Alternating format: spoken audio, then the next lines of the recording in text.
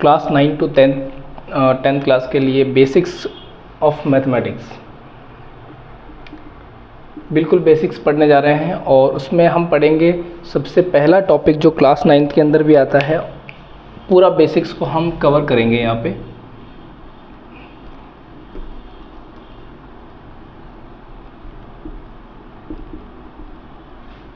हिंदी में बोलते हैं संख्या पद्धति।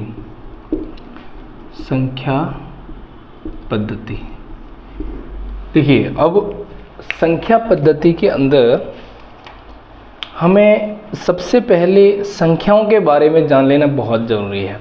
अगर हम संख्याओं के बारे में सही तरीके से नहीं पहचान पाएंगे, संख्याओं को नहीं पहचान पाएंगे, संख्याओं को नहीं जानेंगे, तो उसकी पद्धति, उसका जो सिस्टम है, नंबर सिस्टम है, उसमें क्या क्या ऑपरेशंस अप्लाई होते हैं, किस तरीके से हम उनके संख्याओं को, दशमलव रूप कौन से होते हैं, किस तरीके से संख्याओं को चेंज करते हैं, है ना, फ्रैक्शंस में कैसे चेंज करते हैं, फ्रैक्शंस के अंदर कौन कौन से अलग अलग जो ऑपरेशंस अप्लाई होते हैं, जैसे कि योग, भाग, गुणा, एडिशंस वगैरह, ये जो ऑपरेशंस अप्लाई होते हैं जब हम नंबर्स की बात करते हैं, तो उनके अंदर हमें पहले संख्याओं का नॉलेज हो तो हम इन पे आसानी से ये संक्रियाएं हम लगा सकते हैं। सबसे पहले हम जानेंगे कि संख्याएं क्या होती हैं। संख्या क्या होती है? देखिए, संख्या जो बनती है वो किससे बनती है? अंक से मिलकर के बनती है।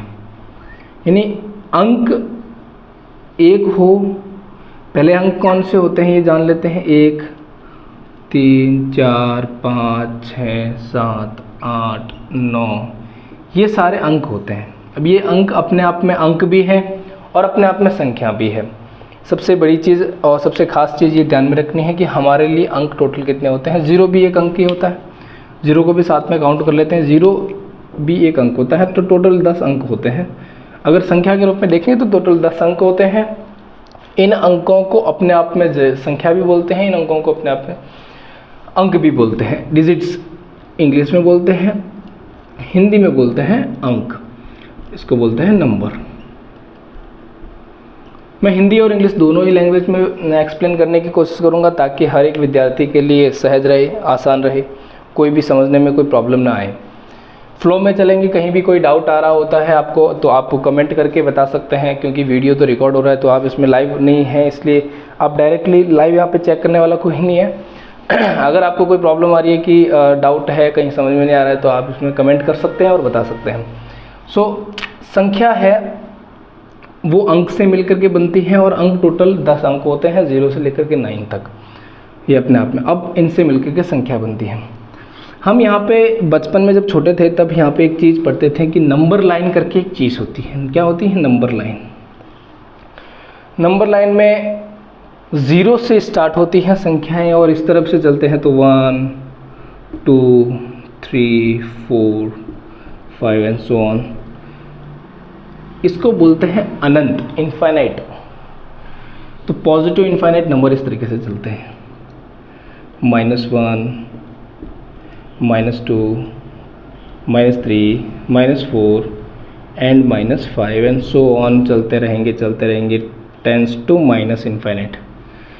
अब चूँकि ये नंबर लाइन है तो नंबर लाइन के ऊपर जो नंबर आपको दिख रहे हैं, इन नंबरों के कुछ ना कुछ अलग क्लासिफिकेशन होते हैं। उनको नंबरों को अलग अलग संख्याओं को वर्गीकरण करने के लिए वर्गीकरण करते हैं इनको अलग अलग।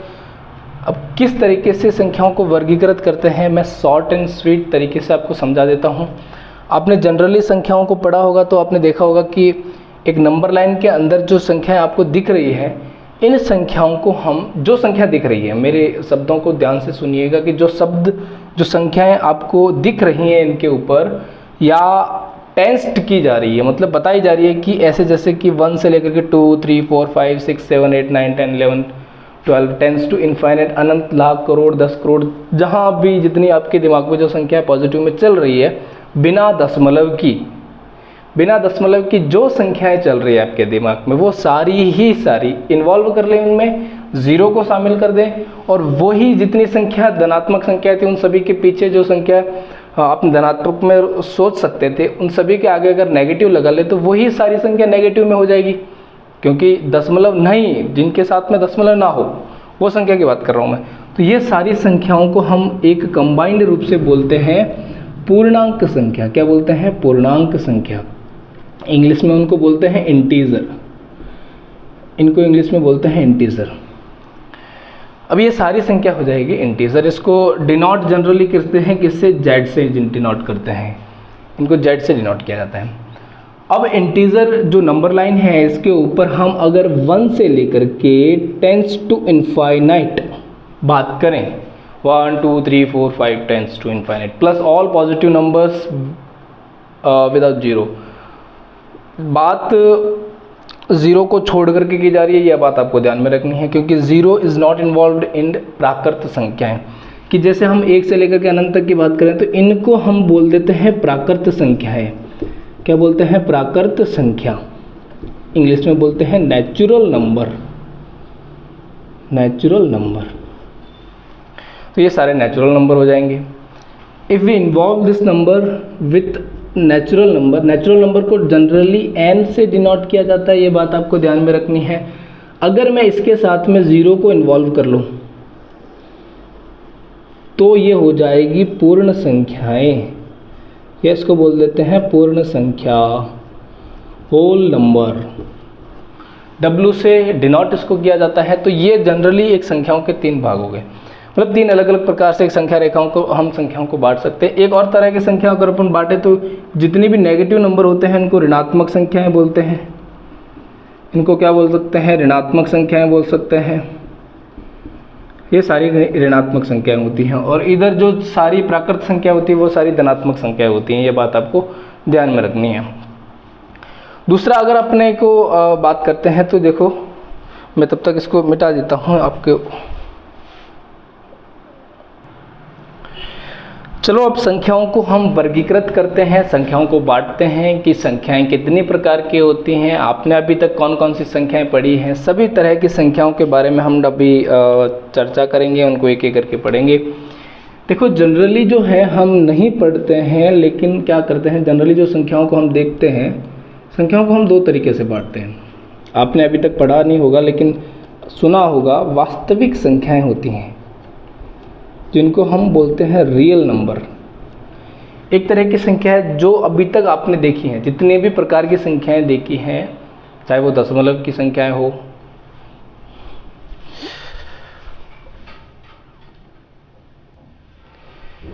देखिए जितने भी प्रकार की आपने संख्याएं अभी तक देखी हैं, थोड़ा सा अंधेरा रहेगा तो लाइट्स नहीं है, इसकी वजह से प्रॉब्लम रहेगी, कोई बात नहीं।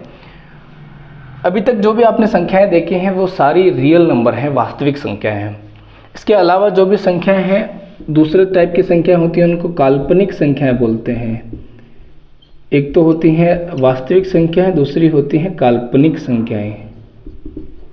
तो वास्तविक कौन सी होती हैं और काल्पनिक संख्याएं कौन सी होती हैं? काल्पनिक संख्याओं के बारे में डिस्कशन आपके साथ में नहीं करेंगे। काल्पनिक संख्याएं जनरली, बस आपके इंफॉर्मेशन के लिए बता देता हूँ कि जो संख्याएं आयोटा से डिनोट की जाती हैं, और ये आपको 11th-12th की जब मैथमेटिक्स आप पढ़ोगे, हायर क्लास की मैथमेटिक्स, तब आपको समझ में आ जाएगी। वहाँ पे आपको कॉम्प्लेक्स नंबर करके एक पढ़ोगे। काल्पनिक संख्या, इनको कॉम्प्लेक्स नंबर ही बोलते हैं वैसे, सम्मिश्र संख्याएं जिसको बोलते हैं कॉम्प्लेक्स नंबर। तो ये सारी उसमें पढ़ने को आपको मिलेगी। नेगेटिव रूट के अंदर सारे नंबर होते हैं।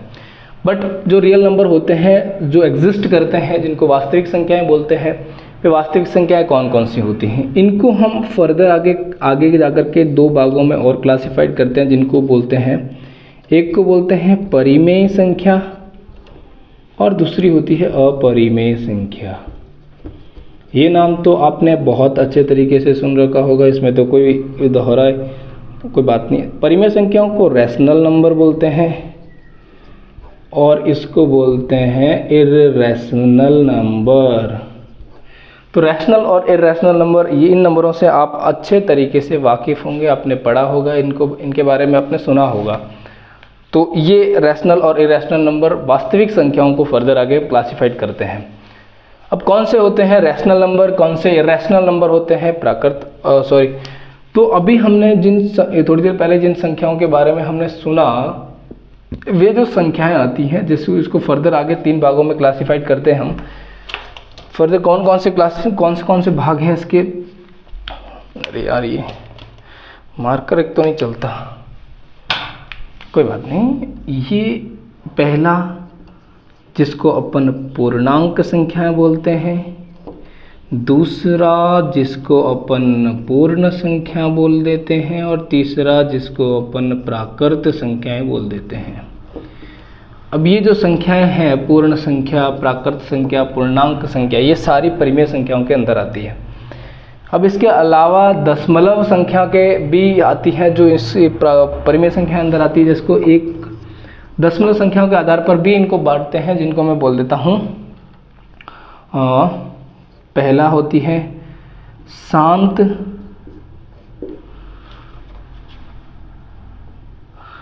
पहली होती है शांत, दूसरी होती है अशांत पुनरावर्ती। ये एक तरह की संख्या होती है। इसको दशमलव संख्याओं के आधार पर हम इनको बांटते हैं, तब अपन ये शांत संख्याएं, टर्मिनेटिंग और नॉन टर्मिनेटिंग, रिपीटिंग या रिकरिंग नंबर्स, इनको आगे जाके फर्दर जाके डिफाइन, इसको परिभाषित करते हैं। अपन आगे पढ़ेंगे, उसको डिस्कस करेंगे, लेकिन अभी मैं आपको क्लासिफिकेशन बता देता हूँ कि कौन कौन सी संख्याएं कौन सी होती हैं।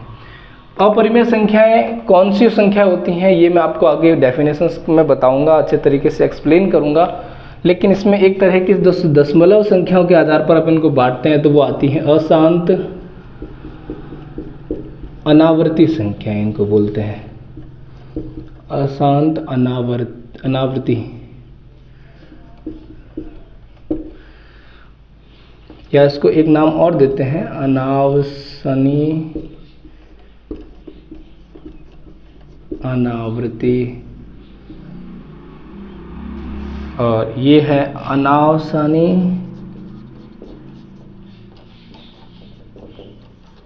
आवर्ती। ये एक अलग नाम है इनका, तो ये नाम आपको ध्यान में रखना है। इंग्लिश में इनको बोलते हैं, इसको बोलते हैं टर्मिनेटिंग। आई होप कि आपको दिखाई दे रहा होगा। ब्लैक पेन से लिख लेता हूँ, ब्लैक मार्कर से। इसको बोलते हैं नॉन टर्मिनेटिंग, नॉन टर्मिनेटिंग, और पुनरावर्ती को बोलते हैं रिकरिंग। अभी संख्या होती कौन सी है वो अपन फर्दर डिस्कस करेंगे। इसको देते हैं non terminating, non terminating, non recurring. So these numbers are classified such way, इस तरीके से नंबर्स को जो है वो वर्गीकृत किया जाता है। अब फर्दर हम आगे इनको और ज़्यादा अच्छे तरीके से पढ़ेंगे, तब तक आप नेक्स्ट देखिए। अभी जो है हमने संख्याओं को क्लासिफिकेशन देखा कि संख्याओं को किस तरीके से वर्गीकृत करते हैं। परिमेय संख्याएं कौन सी होती हैं, अब उनको हम डिटेल से पढ़ते हैं कि परिमेय संख्याएं क्या होती हैं। आपने इसकी डेफिनेशन बहुत अच्छे तरीके से सुनी होगी, समझी होगी। अगर नहीं समझी है तो आपको देखना इधर कि P/Q के फॉर्म में जिस नंबर्स को हम लिख सकते हैं उनको हम परिमेय संख्याएं बोलते हैं। इसकी परिभाषा यही है कि जिस संख्याओं को हम P/Q के रूप में लिख सकते हैं, तो कौन कौन सी वो संख्याएं हैं जिनको P/Q के रूप में लिख सकते हैं। साथ में जो शर्त है इसकी, ये बात बहुत ज़्यादा ध्यान रखने की ज़रूरत है कि Q = नॉट ज़ीरो। Q कभी ज़ीरो नहीं होना चाहिए। अगर जिस भी संख्याओं को हम P/Q के फॉर्म में लिख रहे हैं, मतलब इस फ्रैक्शन के रूप में लिख रहे हैं, तो उस फ्रैक्शन में जो नीचे डिनोमिनेटर में, जो हर में जो भी नंबर है, जो भी संख्या है, वो कभी भी ज़ीरो नहीं होनी चाहिए, ज़ीरो के बराबर नहीं होनी चाहिए। और यहाँ पर क्या है, P एंड Q बिलोंग्स करने चाहिए Z से। P और Q को हम कहाँ से ले सकते हैं, Z से ले सकते हैं। मतलब P और Q पॉजिटिव नंबर भी हो सकते हैं, नेगेटिव नंबर भी हो सकते हैं। वो सारी, ये इसकी एक डेफिनेशन हो जाएगी, एक परिभाषा हो जाएगी। इसको मैं अपने शब्दों के रूप में अगर बताऊं तो कि जो नंबर P/Q के फॉर्म में लिखे जा सकते हैं, जहाँ पर Q = नॉट ज़ीरो हो और P और Q जो है वो Z से ले जाए। Z का मतलब आपको मैंने अभी बताया, इसके साइन का मतलब होता है बिलोंग्स टू, इसको बोलते हैं बिलोंग्स टू। बिलोंग्स टू का मतलब कि जो भी नंबर हम लेंगे, जो भी नंबर p और q जो हम लेंगे, जो पॉजिटिव भी हो सकते हैं, नेगेटिव भी हो सकते हैं, सारे नंबर हो सकते हैं। q जो है वो 0 नहीं होना चाहिए, इसके अलावा z से कुछ भी लिया जा सकता है। और z का मतलब होता है पूर्णांक। पूर्णांक क्या होते हैं मैंने अभी थोड़ी देर पहले आपको डिस्कस किया, तो वो नंबर होते हैं। देखो फॉर एग्जांपल के लिए मैं आपको बता देता हूँ बहुत बढ़िया बात है। अब देखिए थोड़ी लाइट की वजह से प्रॉब्लम हो रही है, तो जो परिमेय संख्या होती हैं वो p अपॉन q के फॉर्म में लिख सकते हैं। तो इसमें जो एग्जाम्पल हैं, जैसे कि यहाँ पे अपन 2/2 3 देख सकते हैं, 3/4 देख सकते हैं, 7/5 देख सकते हैं, एटसेट्रा। ये सारी नंबर हो गए जो फ्रैक्शन के रूप में हम लिखते हैं जनरली, जिसको अपन फ्रैक्शन बोलते हैं, जिसको भिन्न बोलते हैं। इसके अलावा कुछ नंबर जो होते हैं, जैसे कि आपने 2 1 3 ये सारे नंबर्स n तक सभी क्या होते हैं, परिमेय संख्याओं के अंदर ही आते हैं। तो इनको अपन प्राकृत संख्याएं बोल देते हैं। आपने अभी थोड़ी देर पहले पढ़ा, तो प्राकृत संख्याएं भी परिमेय संख्याएं होती है। दूसरी संख्या है कि अगर मैं -1/2 कर लूँ बात, -3/2 बात कर लूँ, -2/1 की बात कर लूँ, -3/7 की बात कर लूँ, 7/-3 की बात कर लूँ, तो इस तरीके से एटसेट्रा जो भी नंबर चल रहे हैं वो भी सारे नंबर हो सकते हैं। -1 -2 -3 all number are negative number and these also are rational number. दूसरी बात ध्यान में रखनी है कि रैशनल नंबर को हम q से डिनोट करते हैं। जनरली अगर कहीं रैशनल नंबर की बात हो रही है तो हम कहेंगे कि q जो है वो रैशनल नंबर होता है। डायरेक्ट मैथमेटिक्स के अंदर सबसे खास बात यह है कि हमें ज़्यादा भाषाओं का प्रयोग करने की ज़रूरत नहीं है। हमारे पास साइंस होते हैं, मतलब चिन्ह होते हैं, जिनका प्रयोग करके हम सरल से सरल, मतलब बहुत ज़्यादा बड़ी लैंग्वेज को कम से कम चिन्हों का प्रयोग करके हम उसको एक्सप्लेन कर सकते हैं। तो ये हमारे गणित की सबसे खास बात है।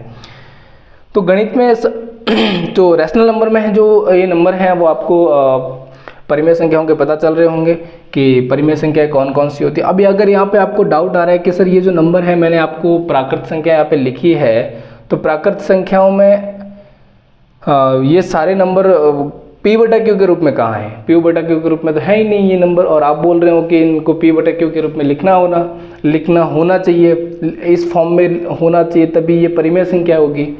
तो एक बात ध्यान रखना आपकी, जब भी हम किसी एक डिजिट्स की या किसी एक नंबर की बात करते हैं जो कि पूर्ण संख्या के रूप में है, देखो पूर्ण संख्या भी हम कह सकते हैं, चाहे वो मैंने प्राकृत संख्याओं के बारे में लिखा है, तो पूर्ण संख्या भी जो है क्या होती है, पूर्ण संख्या भी क्या होती है, पूर्ण संख्या भी परिमेय संख्या होती है।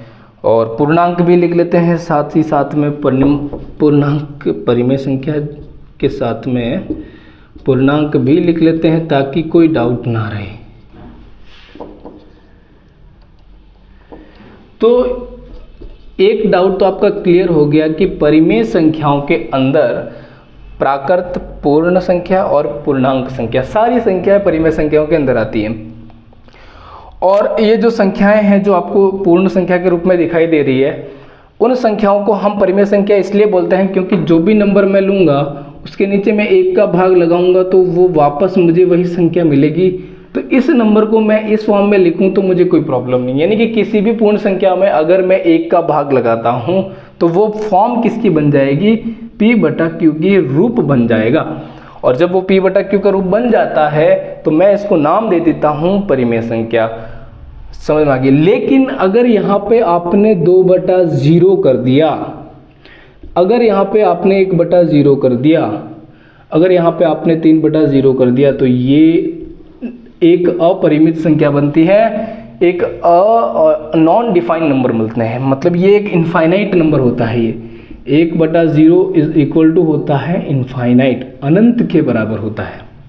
तो 1/0 का हो चाहे कोई भी नंबर में 1 का 1 ले रहा हूँ, तो यहाँ पे ये सारे जो हैं वो इनफाइनाइट के बराबर होते हैं। सारे किसके बराबर होते हैं? इनफाइनाइट के बराबर होते हैं। तो इसीलिए इसको हम यहाँ कंडीशन रखते हैं कि q जो है वो 0 के बराबर नहीं होना चाहिए। और p और q जो है, देखो यहाँ पे जो भी नंबर मैंने लिए हैं वो q z से बिलोंग कर रहे हैं, मतलब कि वो पूर्णांक संख्या से बिलोंग कर रहे हैं। तो आई होप कि आपको पूर्णांक संख्या समझ में आई होगी। ठीक है, अभी हम आगे दूसरी संख्याओं के बारे में बात करते हैं